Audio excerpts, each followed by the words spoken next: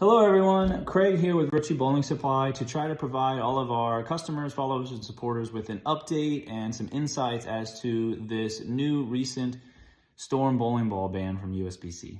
Yesterday, the USBC announced a ban for their national level events, so that's Open Championships, Masters, Women's Open Championships, of the Phase 4, Electrify Solid, Trend 2, Altered Reality, UFO Alert, and Wolverine. And that ban is effective today, March 30th.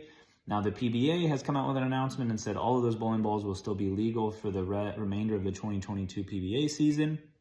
And USBC currently states that these bowling balls are legal for league use and local tournaments, but just not their national tournaments. Now, you might be thinking, how does the USBC come to this conclusion? So, what we currently know is that the USBC has communicated a process and a policy they use to manufacturers if manufacturers want to maintain USBC approval for their equipment throughout the life of the manufacturing of that product. So obviously USBC approves it initially before release, but to ensure that the manufacturing of that product or bowling ball hasn't changed since the initial approval, USBC does spot checks where they go and they grab random batches of bowling balls out in the marketplace and they test them for all of the specifications that need to be met. If any of those specifications are not met, they begin to communicate, interact with the manufacturer, grab more batches, continue to test. And our understanding is that after that process completes, if a certain percentage don't meet specifications, the USBC approval for that product is removed, aka banned. And this is what happened with the Motive Ball many years ago that didn't meet the differential specification. So while that is the process that is normally used to maintain USBC approval, the only thing that we know about this instance is that in USBC's announcement, they mentioned a certain percentage of balls had failed and that they were samples provided by Storm that had failed, and that Storm was working directly with them in coming to this conclusion. We also have not seen anything from Storm that contests this or communicates confusion as to how USBC reached their finding.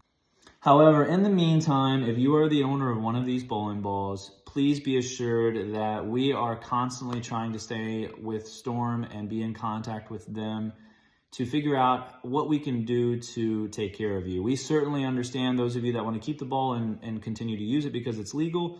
And we also understand those of you that say, hey, you know what, if I bowl really well with this ball and I know it's banned in these other areas, I just feel weird about that and I'd really rather have a replacement ball.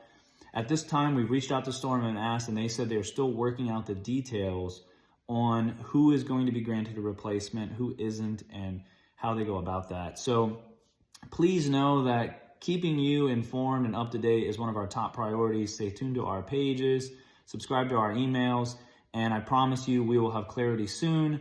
The Storm's a fantastic, great company, and USBC, whether you love them or not, they are still trying to do what they feel like is right for the sport. So I have faith that both of these companies will find their way and we will have some clarity soon, and we'll get all of you taken care of and be back to focusing on more positive things and all of the positive aspects that we all love about bowling. Thanks for watching, and talk to you soon.